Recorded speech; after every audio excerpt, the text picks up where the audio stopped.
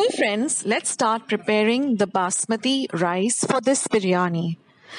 Now I have taken about 1.5 cup of basmati, washed it well under running water for thrice, and then soaked it for about 15 to 20 minutes.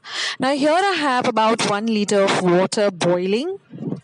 To this I'm going to be adding some spices. First I'm going to be adding about 6 cloves, about 4 cardamoms or ELAICHI, 6 peppercorns, half an inch of cinnamon or dalchini, and 1 bay leaf. Now this really adds a lovely flavor to the biryani rice. And just as the water starts to boil, we're going to drain the water from the rice that we have soaked it in and just add this basmati rice to this boiling water. Now we're going to prepare this kind of a sieve because we want to parboil the rice and drain off all the excess water like this. So just parboil the rice, that is just when your rice is a little bit undercooked, you can strain it. Now let's prepare the fried onions as well as the chicken tikka. Now in a pan, I am taking some oil, heating a little bit of oil, maybe about a tablespoon of oil, and I've taken 4 large onions and thinly sliced them, and I'm going to add these onions to this pan, and we're going to fry these onions on a low to medium heat, stirring in between till they're nice and golden brown. Do keep an eye on the onions, don't let them burn. Now we're going to prepare the chicken tikka. Marinate. So I've taken about 3 cups of thick curd. This is homemade curd. I have a recipe for the curd. I'll leave it in the link below. Now I'm adding 1 entire packet of this chicken lollipop masala. Now if you don't get your hands on this chicken lollipop masala, you can add chicken tikka masala powder, you can add chicken masala, tandoori masala, anything which you normally use to make a butter chicken or a chicken tikka. But this works the best. That is the chicken lollipop masala. And I'm going to be adding some ginger garlic paste. And I've taken 1 inch of ginger and about 6 large cloves of garlic and just blitzed them in my mixer pot and made a paste. So I'm adding this to my marinade. Now goes in about 1 teaspoon of salt or salt to taste as per your taste. Next, I'm going to be adding about 1.5 teaspoon of coriander powder. Again, this coriander powder is homemade. I've just roasted the coriander seeds and made the powder. Then we're going to add 1 teaspoon of red Kashmiri chili powder. This is just to add color. It is not spicy. Give all of this a nice mix. And now I'm going to be adding about 125 grams of chicken. Now you can either cut the raw chicken into cubes and add it, or what I like to do is, so that the biryani, it cooks faster, I just saute the chicken pieces in a little bit of olive oil or regular oil, and then I add it. This makes the cooking process faster and the chicken doesn't remain undercooked in the biryani. So either way, you can either put in the raw chicken or you can just saute it a little bit and then add it to the marinade.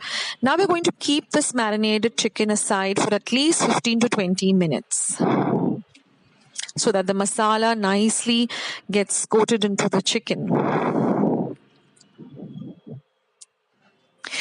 So now we're going to get back to our fried onions. So just fry them nicely till they're golden brown, stirring in between. And once they're done, just take them out and keep them in a bowl. Now in the same way, I'm also going to fry some cashew nuts till they are golden brown. And again, take that out and keep it aside. Now I've taken a little bit of ghee or clarified butter, about a tablespoon. And I am going to first add half of the fried onions. The remaining I'm going to keep for garnish. So half of the fried onions, I'm going to just put it into the ghee. Now use ghee or clarified butter because it really gives a lovely taste as well as a lovely aroma to the biryani. Now I'm going to just be adding about half a teaspoon of turmeric or haldi powder and half a teaspoon of the regular red chili powder. Give this a good mix, and now we're going to just add all of our marinated chicken. Now you can do the same thing with paneer or tofu. If you're vegetarian, you can use this recipe. Just substitute the chicken with some paneer or some tofu. So now we're just going to let this fry a bit. Now all we have to add is about half a teaspoon of roasted cumin powder. Again, I've just roasted the cumin seeds on low flame. And of course, I'm adding a pinch of garam masala too. And a little bit of salt. Now remember, we've already added salt to the marinated chicken, so just go easy on this part of the salt, but it does require a little bit of salt.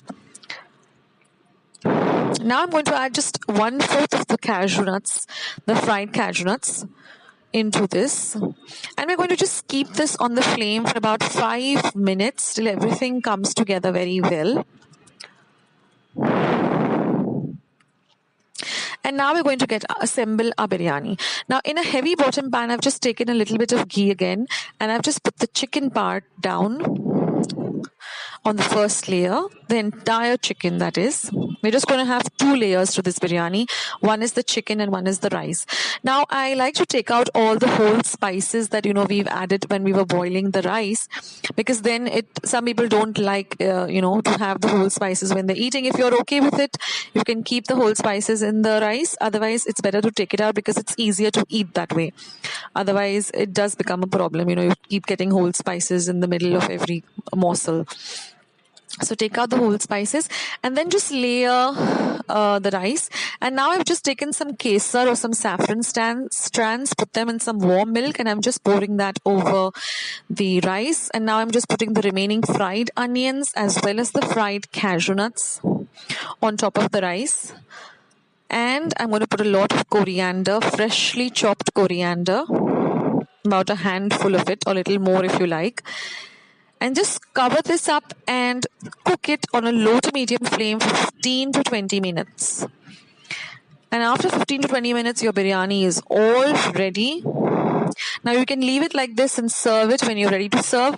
Or what I like to do is I like to mix up everything well together, because then the fried onions, the fried cashew nuts, the saffron, everything comes together very well. So I like to mix everything together. And once I've mixed everything, again I put on the lid and I like to cook it on a low to medium flame for just another 5 minutes or so. And your biryani is ready. This biryani is so easy to make and it is so very delicious. You'll want to make it every weekend. So this goes very well with some chilled raita, bundi raita, or just plain raita or pineapple raita. So now I'm just going to cover this and cook it for another 5 minutes. And here, friends, our chicken tikka biryani is all ready.